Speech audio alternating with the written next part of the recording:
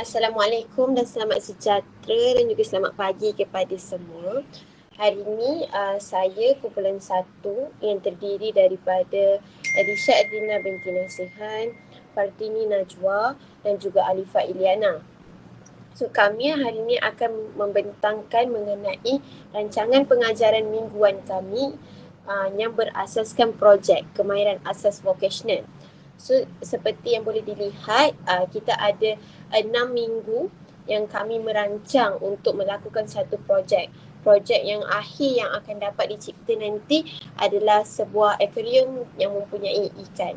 So pada minggu pertama, kita tengok standard kandungan yang diambil di dalam DSKP. 2.0 memelihara ikan hiasan. Standard pembelajarannya adalah mengenal pasti jenis ikan hiasan. So objektif pembelajaran pada hari tersebut adalah murid dapat menyenaraikan sekurang-kurangnya 2 jenis ikan hiasan yang bertelur ataupun beranak. Maka untuk aktiviti utama pada minggu pertama ini adalah murid perlu menyenaraikan jenis ikan hiasan yang bertelur dan beranak. So dia akan ada aktiviti lah di dalam RPH nanti yang lebih terperinci bagaimana mereka ingin menyenaraikan 2 jenis ikan hiasan yang bertelur dan tidak beranak. Tapi pada minggu pertama ni kami ingin bahawa murid ini dia boleh membuat pilihan sama ada dia ingin memelihara ikan yang bertelur ataupun beranak. Pada minggu pertama ni kami berharap agar murid tu dapat tahulah sama ada dia nak ikan yang mana satu.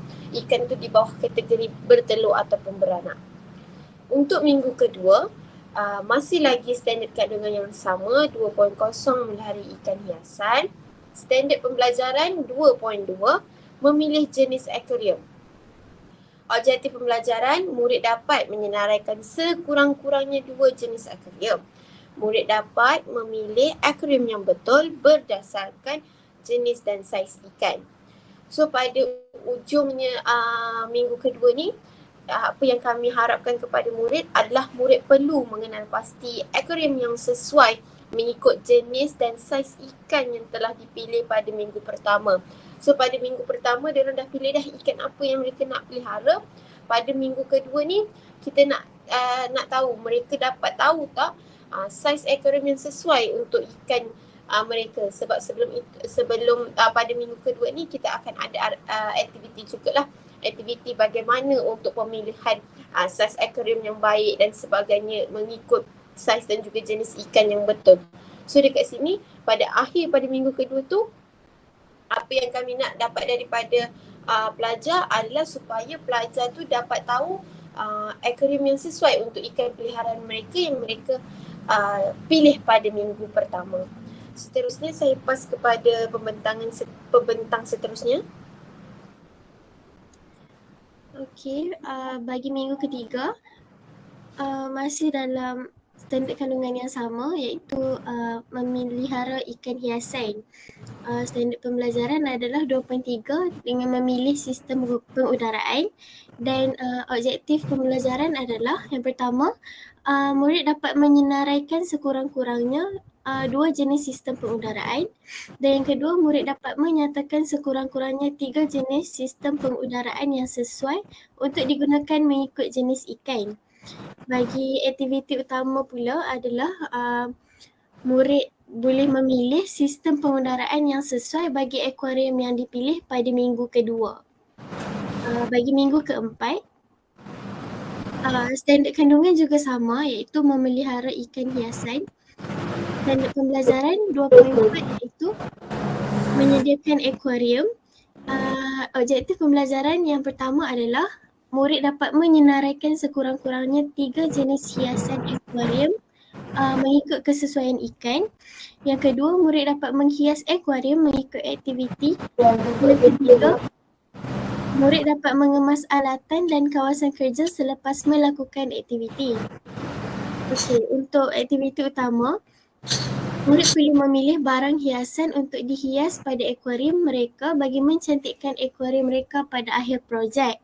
Dan murid juga perlu menghias akuarium mengikut kreativiti kumpulan masing-masing.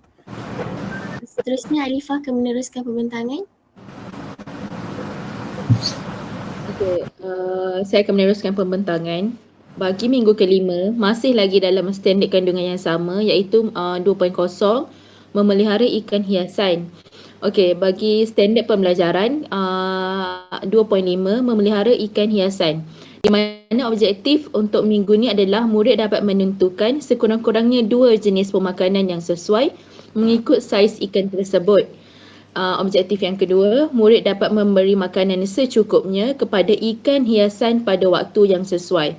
Okey, bagi aktiviti utama kat sini, murid ni perlu mengenal pasti jenis makanan bagi ikan mengikut kategori agar mereka dapat mengenal pasti makanan yang sesuai bagi ikan peliharaan mereka yang dipilih pada minggu pertama. Maksudnya dekat sini, kalau mengikut dalam buku teks terdapat 2 jenis makanan untuk ikan hiasan iaitu makanan hidup dan juga makanan rumusan. Jadi murid ni perlu pilihlah mana makanan yang sesuai terhadap ikan yang dipilih pada minggu pertama tu. Okey, seterusnya. Okey, pada minggu ke-6 standard kandungan memelihara ikan hiasan. Bagi standard pembelajaran, kami memilih standard pembelajaran yang sama pada minggu ke-5 iaitu memelihara ikan hiasan. Manakala bagi objektif pembelajaran, murid dapat menyenaraikan 2 langkah-langkah melepaskan ikan ke dalam akuarium mengikut prosedur. Jadi bagi aktiviti utama, murid dapat melepaskan ikan ke dalam akuarium dengan mengikut langkah-langkah yang betul. Kalau dalam buku teks terdapat 3 langkah untuk melepaskan ikan hiasan ke dalam akuarium.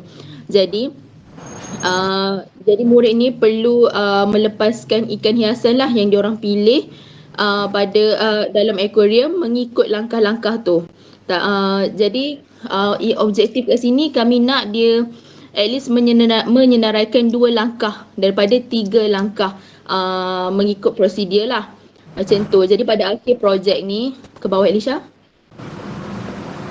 Okay, ni adalah contoh projek akhir di mana murid tu perlu pilih ikan, kemudian dia perlu pilih makanan yang sesuai dan juga lepaskan ikan ke dalam akuarium mengikut langkah-langkah yang betul. Okay, ini adalah contoh 3 gambar yang kami sediakan untuk projek ini. Okey, itu sahaja daripada kami. Sekian, terima kasih.